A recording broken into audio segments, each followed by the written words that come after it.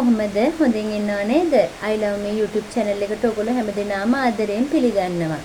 අද දවසේ මම ආවේ ඔයගොල්ලන්ට පුංචි දැනුවත් කිරීමක් කරන්න. ඒ තමයි ඔය සමහර විට ඕගොල්ලන් වෙන්න පුළුවන්, ඕගොල්ලන්ගේ කවුරු හරි හිතවතෙක් වෙන්න පුළුවන්, මොනවා හරි දෙයකට ඇබ්බැහි වෙලා ඉන්නවා වෙන්න පුළුවන්. ඒක විවිධාකාර ඇබ්බැහිවීම් වෙන්න පුළුවන්. සමහර විට සිතුවිලි වලට ඇබ්බැහි වීමක් වෙන්න පුළුවන්, නැත්නම් තවත් කෙනෙක් වෙනුවෙන් ඇබ්බැහි වීමක් වෙන්න පුළුවන්. එහෙම නැත්නම් භෞතික වස්තුවක් වෙනුවෙන් ඇබ්බැහි වීමක් වෙන්න පුළුවන්.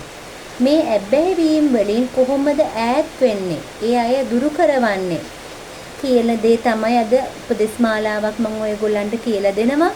මම හිතනවා මේ වීඩියෝ එක ඒ තමන්නුත් තවත් කෙනෙක් වෙනුවෙනුත් වැදගත් වෙයි කියලා. එහෙනම් වීඩියෝ එකට යන්න කලින් පුංචි ආදරණීය ඉල්ලීමක් කරනවා. තාමත් මගේ channel එක subscribe කරලා නැත්නම් subscribe කරලා එකතු වෙන්න. ඔයගොල්ලෝ දන්නවා මගේ channel එක හරහා විශ්වාකර්ෂණ නීති විවිධ ක්‍රමවේදයන් ඔයගොල්ලන්ට කියලා දෙනවා. ඒ වගේම තමයි දෛනික ජීවිතයේදී ඔයගොල්ලන්ට ජීවත් වෙනකොට අවශ්‍ය කරන පුංචි උපදෙස් මගේ වීඩියෝ හරහා ඔයගොල්ලන්ට ඉදිරිපත් කරනවා කියලා. හොඳයි. අද මම ඔයගොල්ලොත් එක්ක කතා කරන්න හිතපු මාතෘකාව තමයි ඇබ්බැහි වීම.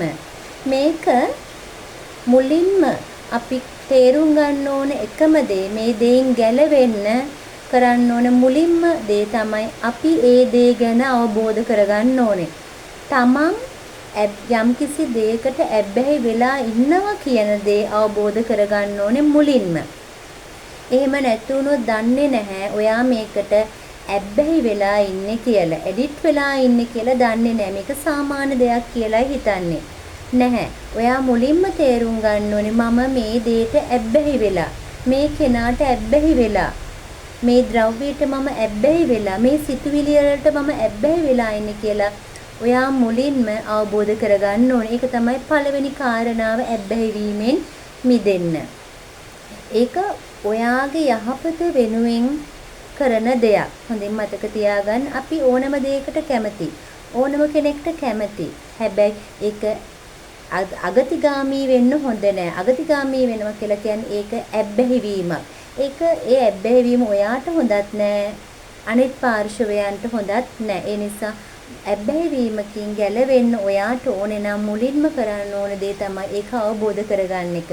Taman ඇබ්බැහි වීමට සිද්ධ වෙලා තියෙන්නේ කියන එක ඔයා අවබෝධ කරගන්න ඕනේ.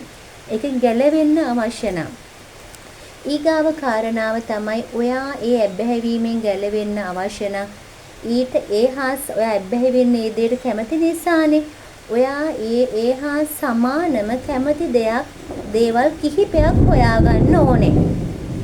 කැමති දේවල් කිහිපයක්, එක දෙයක් නෙමෙයි. මොකද එක දෙයක් වුණොත් ඔයා නැවත ඒ දෙයට ඇබ්බැහි වෙනවා.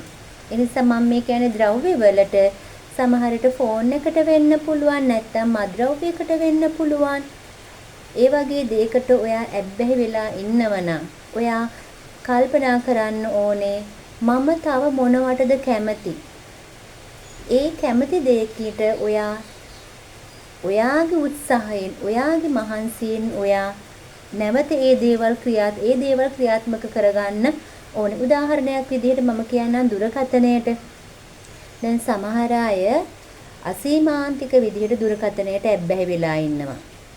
එතකොට ඒකෙන් ගැලවෙන්න නම් දරුව වෙන්න පුළුවන්. ඒකෙන් ගැලවෙන්න නම් ඔයාත් හොයාගන්න ඕනේ මම තව මොනවටද කැමති? පොත් කියවන්න, මල් පැල හිටවන්න, කොහේ හරි යන්න. මෙන්න මේ වගේ දේවල් කිහිපයක් ඔයා හොයාගන්න ඕනේ, ඔයා කැමති දේවල්. ඒ වගේම තමයි නිින්ද උනත් සමහර අය නිින්දට ඇබ්බැහි වෙනවා. එතකොට ඔයා එතනදී හොයාගන්න ඕනේ මම තව මොනවටද කැමති? මම අර දෙයින් ගැලවෙන්න නම් මම අනිත් දේවල් කරන්න ඕනේ. කිහිපයක්ම හොයාගන්න ඕනේ. මේක අනිවාර්යම එකක් නෙමෙයි. ඔයා කැමති තව කිහිපයක්ම හොයාගන්න අවශ්‍ය වෙනවා. ක්‍රමක්‍රමයෙන් එකපාරටම බැරි වෙන්න පුළුවන්. ක්‍රමක්‍රමයෙන් ඔයා කැමති අනිත් දේවලුත් අත්හදා බලන්න. හැබැයි ඔයාගේ දෛනික ජීවිතයේ බැලන්ස් කරගන්න, සමබර කරගෙන යන්න අවශ්‍ය කරනවා. ඔයා කැමති අනිත් තවත් දේවල් කරන්න. එතකොට ඔයාට අර කලින් තිබුණු ඇබ්බැහි වීම දුරු කරගන්න පුළුවන්.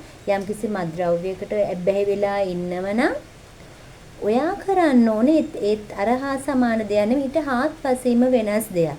මුලින්ම ඔයා ඒකේ ආදීනව ගැන චුට්ටක් මෙනෙහි කරලා බලන්න හොඳ සිහි කල්පනාවෙන් ඉන්න වෙලාවක. මේ දේ කළාම මට මොකද වෙන්නේ? මේ දේ නතර කළොත් මට මොකද වෙන්නේ? කියන සංසන්දනාත්මකව ටිකක් ඔයා සලකා බලන්න. එතකොට ඔයාට පුළුවන් නම් ඒක ලිස්ට් එකක් හදාගන්න. ඒ දේෙන් ගැලවුණොත් ඔයාට ලැබෙන වාසි මොනවද කියන දේ. ලිස්ට් එකක් හදාගෙන ඔයාම මහන්සියෙන් මේ දේවල් වලින් ගැලවෙන්න ඕනේ. ඒ වියදම් වෙන මුදල ඔයා තවත් කැමති ආස දෙයකට වියදම් කරන්න. දානමානයකට වෙන්න පුළුවන්, පවුලේ කෙනෙක්ගේ සතුට වෙන්න පුළුවන්, ඔයා සතුටින් කොහේ හරි යන්න වෙන්න පුළුවන්. අන්න ඒ යහපත් දෙයකට යෙදෙව්වොත් ඔයාට පුළුවන් අන්න හිතින්ම හිතාගන්න, මනසින් සතුටක් ඇති කරගන්න මම මේ වියදම් කරන්නේ අර නරක දෙයට වියදම් කරපු මුදල් නේද කියලා. එතකොට අනිත් අය ඔයා ඒ වියදම් කරපු මුදල් වලින් සතුටටපත් වෙනවා නම්, ඒ අයගේ තෘප්තියක් ලැබෙනවා නම් අන්න ඔයාට සතුට වෙන්න පුළුවන් ලොකුම කාරණාවක් ඒක. ඇබ්බැහි වීම මිදුනහම ඔයාට තියෙන ලොකුම සතුට මම ඒ දේෙන් මිදුනහම ඒ මුදල් තවත් යහපත වෙනුවෙන් යෙදෙව්වා කියන සිතුවිල්ල. ඒ මද්ද්‍රව්‍ය වගේ දේවල් වලට තමයි මම ඒ අදහස් කළේ. අර ෆෝන් එකට වෙන්න පුළුවන්, නින්දට වෙන්න පුළුවන්, සමහර අය කෑමටත් ඇබ්බැහි වෙනවා. එතකොට හැම වෙලාවෙම තමන්ම අධ්‍යයනය කරන්න ඒ තුලින් මොකද්ද මට ලැබෙන්නේ, ලැබුණේ මොනවද, ඒ තුලින් ඒකෙන් මිදුනහම මට ලැබෙන්නේ මොනවද කියන දේ සංසන්දනාත්මකව ඔයා හොයලා බලන්න ඕනේ. ඒ වගේම තමයි අපි තව කෙනෙක් වෙනුවෙන් ඇබ්බැහි වෙන්න පුළුවන්. ඒ කෙනා තමයි මුළු ජීවිතේම කියලා අපි ඒ අයට අපේ ජීවිතේ පූජා කරනවා. ඒ අය නැති වුණොත් ජීවිතයක් නැහැ කියලා අපි හිතනවා. සමහර වෙලාවට ඒක ඇබ්බැහි වීමක් වෙන්න පුළුවන්.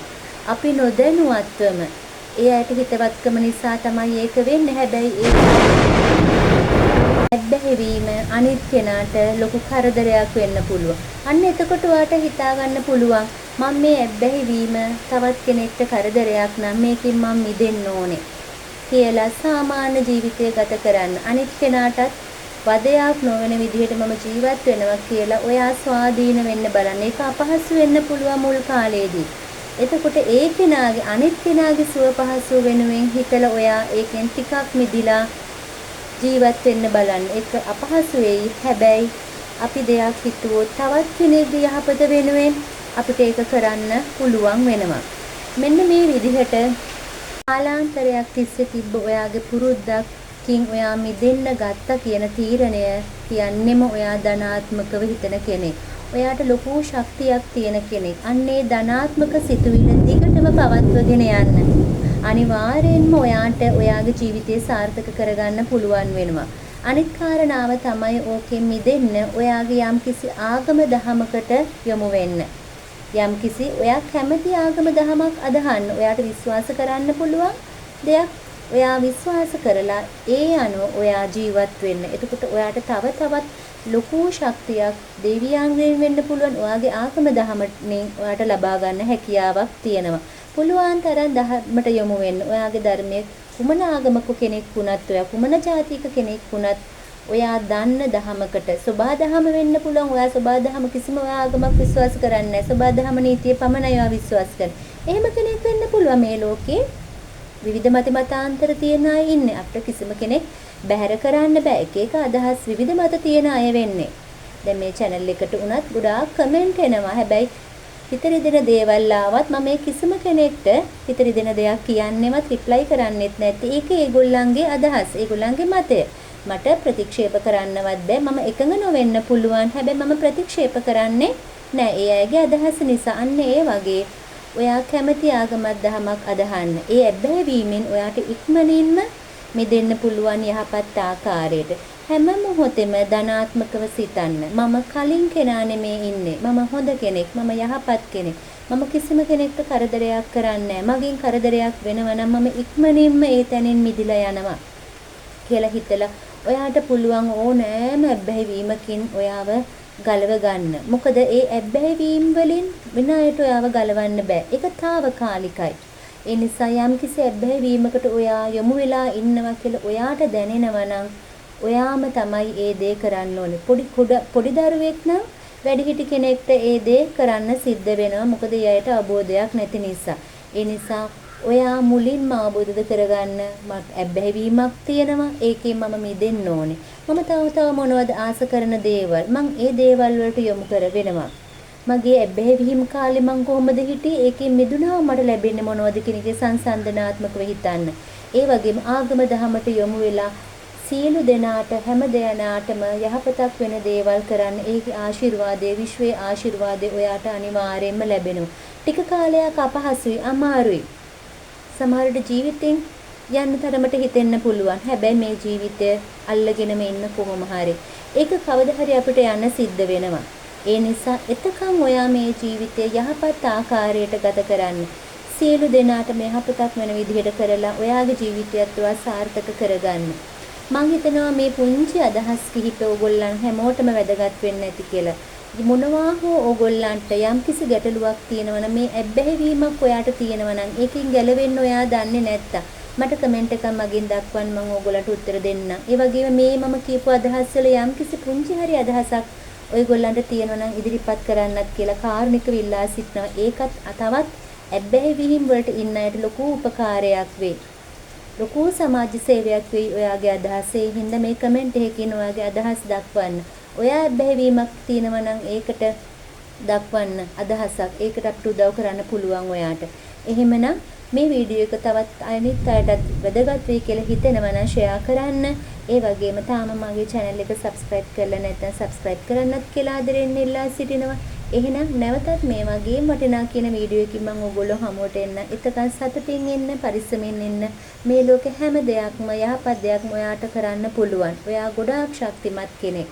ඔයාට හැම දෙයක්ම යහපත් දේවල් කළ සාර්ථක ජීවිතයක් ගත කරන්න. එහෙනම් ගිහින් එන්න. බොහොම ස්තුතියි.